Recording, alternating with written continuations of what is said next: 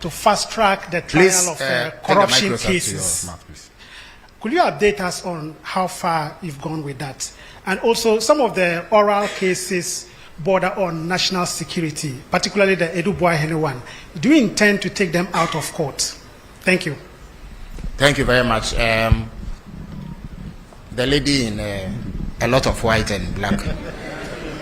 Good evening, Mr. President. My name is Benes Abubeidulansa. I'm a broadcast journalist with GH1 Television. In your speech, you mentioned that you are committed to resetting institutions. But there are many Ghanaians watching us tonight who are either on the verge of homelessness or struggling to get money to rent, not because they don't have money, but because we are not sticking to our rent laws. I just want to ask when your reset agenda will reach the housing sector, particularly for the State Housing Company Limited in putting up real affordable homes for many Ghanaians, and the Rent Control Department in protecting vulnerable Ghanaians. Thank you very much. His Excellency has granted a special dispensation for the lady in less white and more black to ask a question. After her, we will grant yet another dispensation to our friend from the Upper East region who has come all the way. And then Randia Haji of Wezo TV will bring the question session to a close. Please go ahead.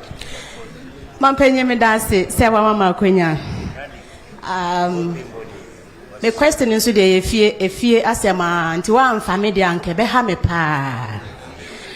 Me pa cho. Me din Ede Monica is Anoba home-based television. Me pa cho wa bole bamboy tuna kalba ya kwan no enye ese ya che ye bre yetimi di 16 hours don shi dunsia na ye ndru fie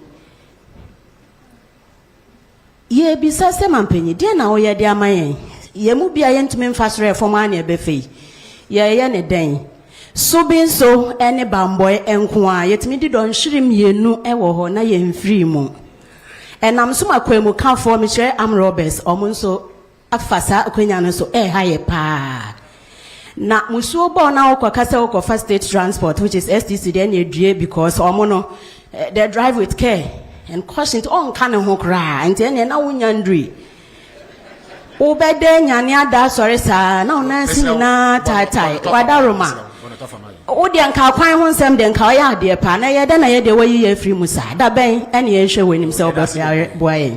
So our friend from the Upper East region would have Upper West region. Is it Upper East? Upper East region, yes.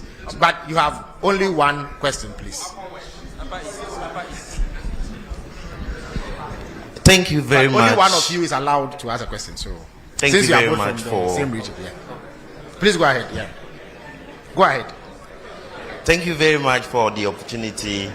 My name is David Adapuna from Mike FM in Avrongo, Upper East region. Your Excellency, one of the things that beats the hearts of my people has to do with the Poligo Multipurpose Dam. This was an initiative that was started by the NPP government, but unfortunately, we could not see its completion.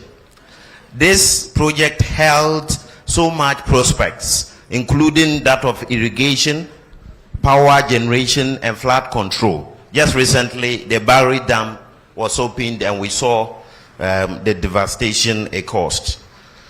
We're asking, now that the project is not happening, what plans will your government, your Excellency, have for my people so that our concerns are addressed? Thank you. Thank you very much. Okay, so please go ahead. Okay. Grant him the... Thank you very much, Your Excellency. I'm called Joshua Sir with A1 Radio and Bolga FM in the Upper East region. Mr. President, in our region, that is the Upper East region, currently we do not have a standard sports stadium. And as a result, sports and youth development are greatly hampered. The only existing structure, which was built in the 70s to serve as a sports stadium, is no longer fit for purpose. What are the plans of the government to ensure the Upper East region has a modern sports stadium? Recently, we saw a young man who walked from Bolga to the nation's capital to solicit for a sports stadium. I don't know if the president is aware of this. Thank you very much. Thank you very much. So, Randy has the last word. Thank you, Mr. President. Please, Mr. President, I want to find out the latest updates on the Ghana's version of Ashigame proposed to be established at Aplawa. And also, per my last checks from the whole airport, there were plans to establish an aviation school. How far with that one too? Thank you. All right. Thank you very much. His Excellency will answer these questions.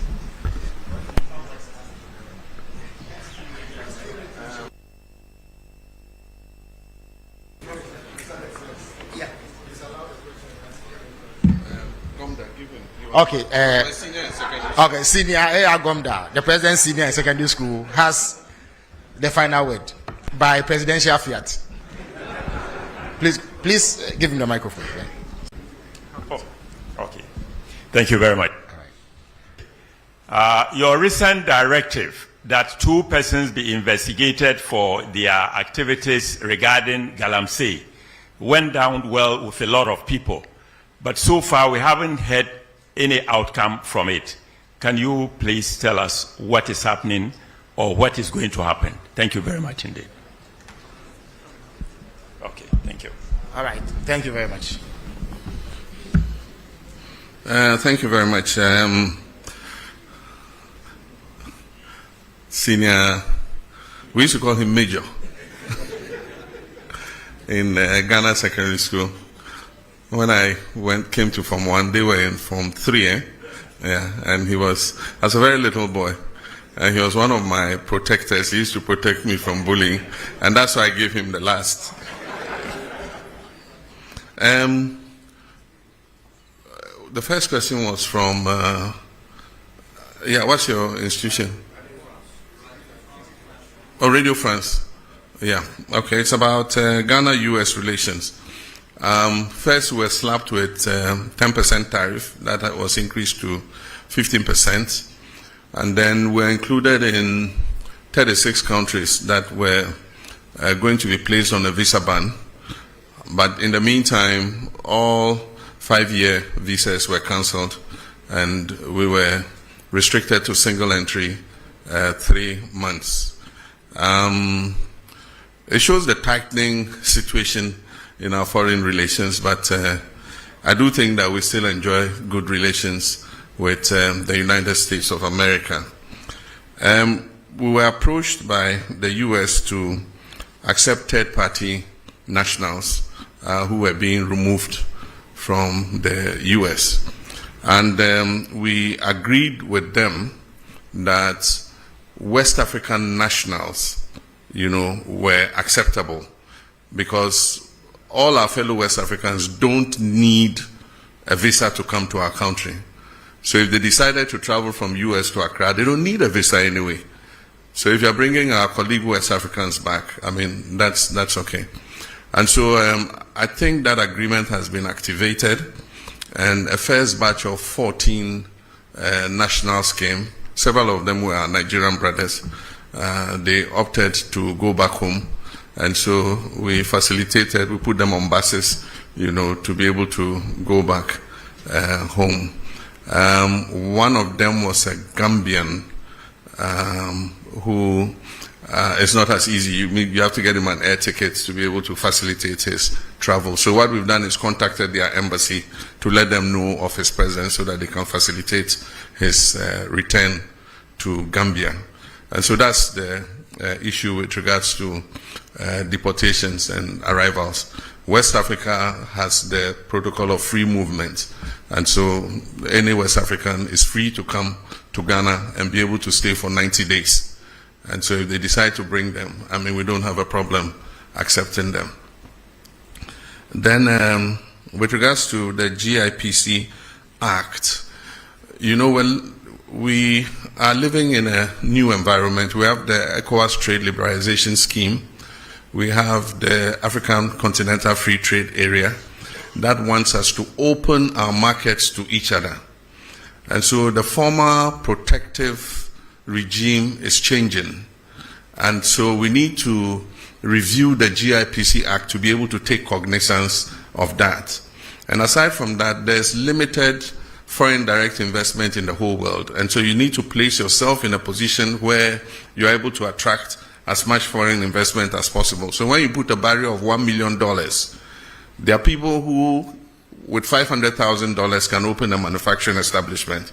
But because you say he must show $1 million of transferred capital into the country, then you shut out that investor.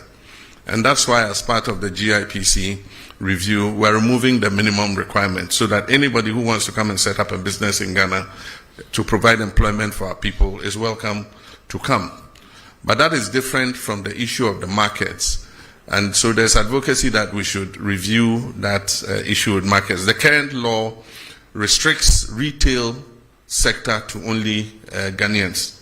And there are people who argue that it's anti-competition and so many other things. But of course, in most countries, you want to reserve a certain portion of the economy for your people. And so Parliament is going to look at it, and eventually whatever law they pass is what we have to live with. I never expected, or I never deluded myself, that the fight against illegal gold mining or galamsey was going to be an event. I mean, definitely, there's no magic wand. The decay has eaten so much over the last 8 years that it's going to take a lot of work to be able to overcome it. And I didn't expect that in 18 months we would declare victory in the fight. As the livelihoods of about 4 million Ghanaians is on small-scale mining. And so it's going to be a process. It's not going to be an event. But we will not give up. We have a determination to get on top of it. The Gold Board was introduced as part of reforms. And if the Gold Board was not introduced, I mean, those who were taking the profits from the small-scale mining sector were the foreign traders who were taking that money away. In 6 months, we have exported over $6 billion. About $4 billion of that money was going to go into the private or foreign traders. And so the first thing is you shut the stable door so that the horse doesn't escape, which is what we've done. So if it's from illegal sources, it's from legal sources. At least it's our land that is being destroyed. So let us get the benefit of it instead of foreign traders. So that's the first thing. But if you go and read the Gold Board law, it has a requirement for tracking and tracing. And as I speak, the Gold Board is working with an organization to put on a track and trace system. And so they're going to see those who have legitimate license requirements so that they can assist them in responsible mining, so that we can buy that gold off them. Once we do tracking and tracing, it's in our interest, because then we can export under LBMA, and we'll get more profit from exporting under LBMA. So the Gold Board is not just about buying gold, it's also about financing responsible small-scale mining. And mind you, small-scale mining is not illegal in this country. It's provided for in our laws. It's just that in many cases, we've not even trained the miners about what responsible mining is. You just see anybody who gets an excavator just goes anywhere and starts digging and washing. But small-scale mining takes place in Australia. It takes place in Canada. And so as I speak, we are organizing a trip for the Small-Scale Miners Association to Australia. Australia has given us an invitation to bring them to come and see how small-scale mining is done without destroying the environment. And so that's something we're going to take an advantage of. And the Gold Board is leading, and the Ministry of Lands and Natural Resources are leading that charge. Only recently, our Minister for Lands and Natural Resources came back from Australia. And so we need to train these small-scale miners. The gold is a blessing that God gave us. It's a natural resource that God gave us to make life better for our people. It's just that the way and manner in which we are going about it is causing destruction to the environment. But it is the result of an increase in the gold price. And if you've read widely, you find that the same thing is happening in Peru. It's happening in several other countries because of the heightened gold price. And so for whatever little gold you're able to find, you get more money. Galamsey was not a problem when gold was $2,000 per ounce. But today, gold is pushing $3,600 per ounce. And because of the lack of jobs, jobless growth for several decades, there are a lot of young people who are coming out of school who have no job work to do. And so for them, that is the only livelihood. And so we must not think just about chasing them all over the place without providing alternatives for them. Because the alternative is that they should stay home and starve or go out and do something deviant.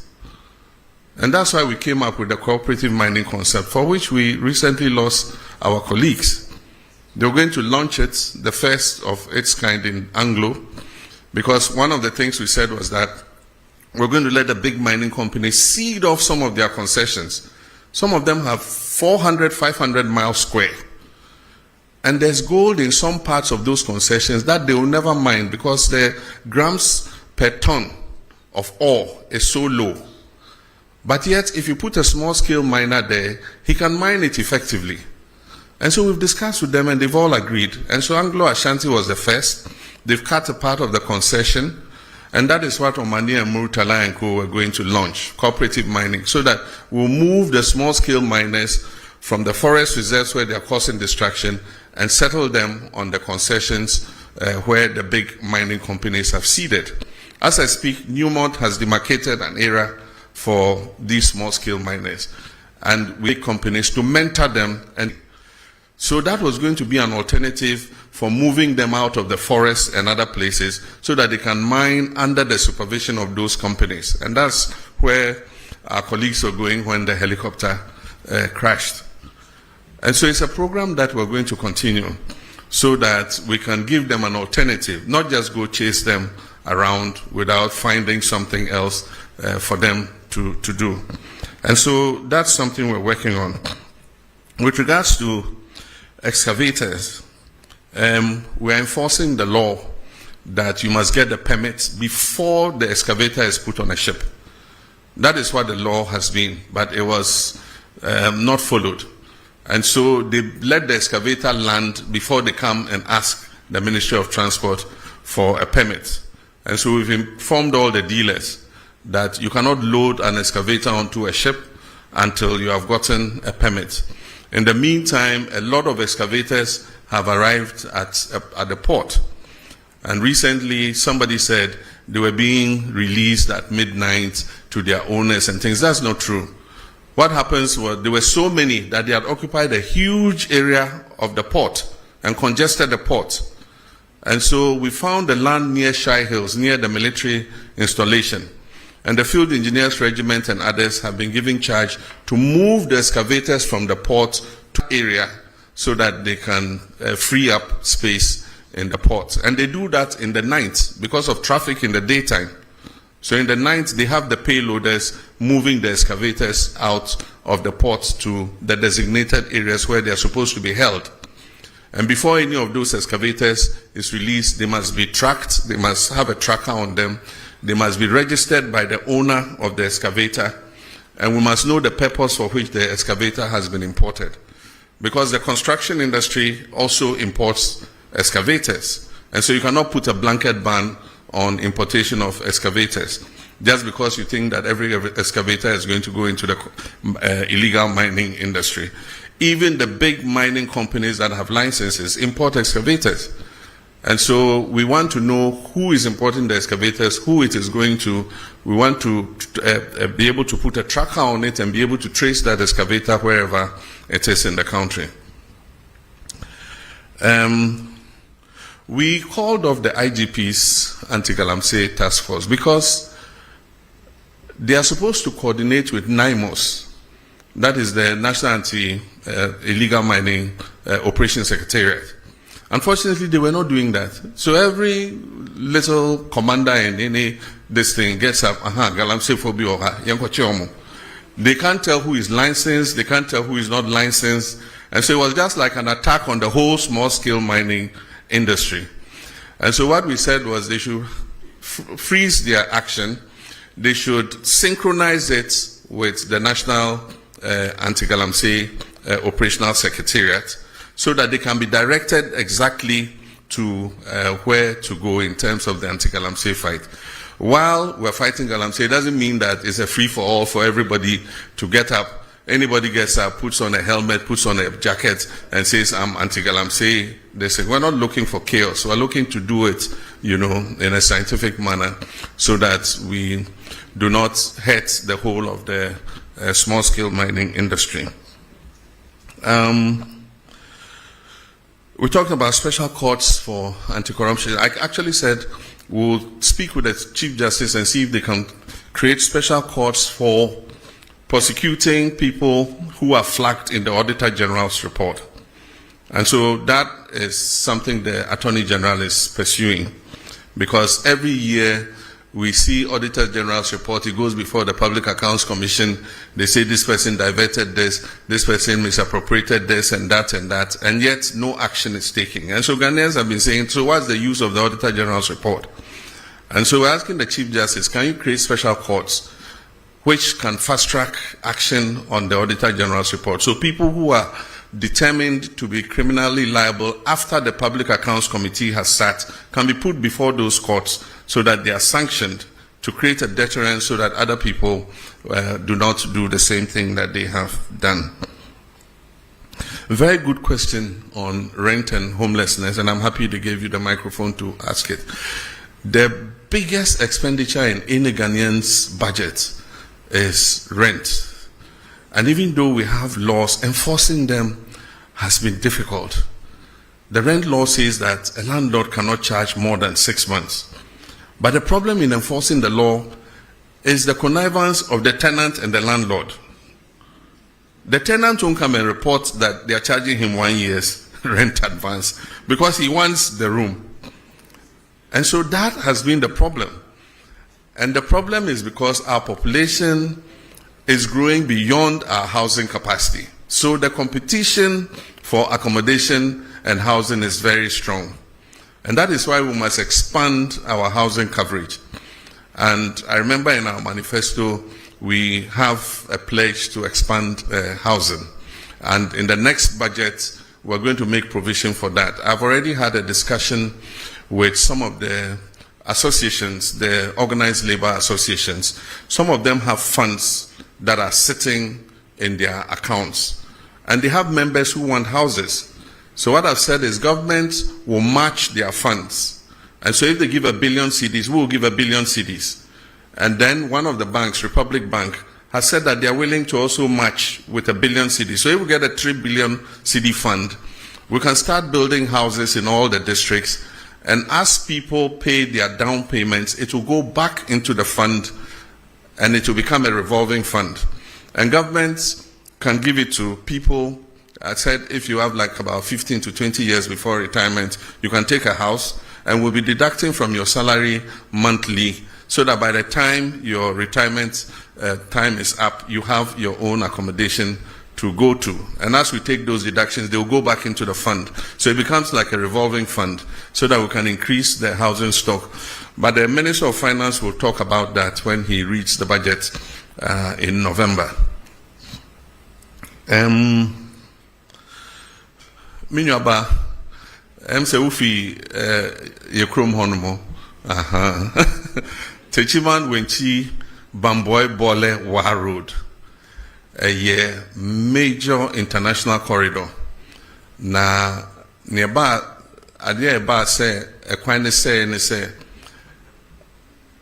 a bedroom rebia trucks ni bebre omoko Mali any Burkina Faso a ye Bobo Dulaso a hono a hoako ye quine a one faso ma omo enti omo mfa techiman omo mfa kentampo kwan ni biom e ko pagansa na omo akomani because omo fa wenchi kwan na omo ko pie bole no mo pie wa no mo ko pie hamile wodru hamile a Bobo Dulaso e wo enchen ho a o pai efa wonsa benkum so a e de wo ko Bamako enti ama and hyɛn akɛseɛ ne bebree ɛnam saa kwan no so.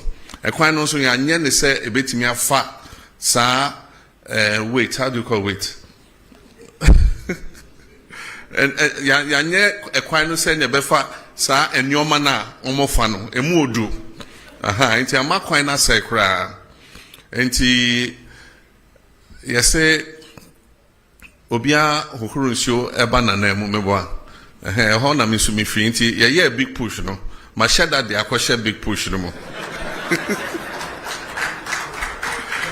Enti nyame adom enche kra obehu se contractor egu so den na afia aka chom se omo ye kwan na omo nye no se ne trucks e fa so no emma ne nsa biom because afia ye hu se eho e no omo pefa enti ye kwan no ne nye ne yie se ne be ye omo fa so mpo a kwan no beche amayen na omo ye no so se bole ye mikrom enti me se contractor ne ye no bole town roads on kai na onsiesi ho emma me enti eyadea enche bia obehu se baso Palugu multipurpose dam, we are rescoping the project, and so currently the contract was awarded to Sino Hydro, but it was supposed to be funded from Government of Ghana sources. Government of Ghana didn't have the money, and so the contract was not executed. And so we are rescoping it. It means we have to do an appraisal of what the costing will be again. And what we intend is to, if possible, finance it under the big push. The last time it was to cost about $900 and something million, almost $1 billion. And $1 billion today is about 11 point something, almost 12. So that would be about 12 billion CDs. This year, the total budget for Big Push was 14 billion. Next year, the total budget is 30 billion. And so we'll see how we can accommodate it in phases, because it has two phases, phase 1 and phase 2. Maybe we are not able to do the two phases immediately, but we can start with phase 1, which is the electricity production, and then phase 2 is the flood control and irrigation. And so we're rescoping it, and you'll soon hear something about it. With regards to stadia, we promised to build stadia in all the new regions and the regions that don't have modern stadia. So as I speak, the Ministry of Sports and Recreation is doing the design and the costing for the new stadia. And Upper East is one of the regions that has been captured to receive a new sports stadium. That also is under the big push. What we're doing is Takwa Goldfields built a stadium, a standard stadium for their football activities. And I was surprised to learn it costs about $13 million. When Government of Ghana has built stadia, it costs hundreds of millions of dollars. But for those of you who have gone to Takwa and see their stadium, this is a standard stadium. And I think it takes about 5,000 or more, or is it 10,000 people? And so if they could build it for 13 million, government too should be able to do same. So we've asked them to find out the architects, the designers, and everybody who did that stadium, so that we can replicate it in our other regions that don't have stadia. And then finally, Ashigami, we've got the money. China is giving us money for the Aflao market. The land has been acquired, and designs are being worked on, and soon a contractor will be appointed to build the market. And so that promise is on track. Aviation school at Ho Airport, Togbe Afede is leading the charge. The current status is that the land has been allocated, and currently surveyors are on the land marking out the demarcation for the aviation school. We're also trying to attract an MRO. MRO is Maintenance Repair Organization. And so we want to use Ho Airport as the center for maintaining aircrafts. There are a lot of aircrafts in Nigeria and other places that if we have a good MRO in Ho, we'll just fly the short distance and come and service their aircrafts there. And so we're working on that. The last question was about the referral of two of our executives to Yoko to investigate allegations of involvement in illegal mining. That investigation is active. Some allegations were made, and Yoko is investigating whether there was any substance to the allegation. As and when they conclude that investigation, they'll give us a report, and we'll determine what should be done. So that's it. I think I've answered all the questions so far. I thank you very much for your attendance, and this is the first in several such encounters. I'll make myself available as regularly as possible to answer any questions that you might pose on behalf of the general public. Thank you very much. Thank you very much, Your Excellency. I was actually billed to give a vote of thanks, but it would appear that you have done it at presidential level. So I'll proceed to thank all of you and indicate that we'll draw the curtains down on this program at this juncture. But before we do that, we'll all stand for the national anthem, after which His Excellency will depart.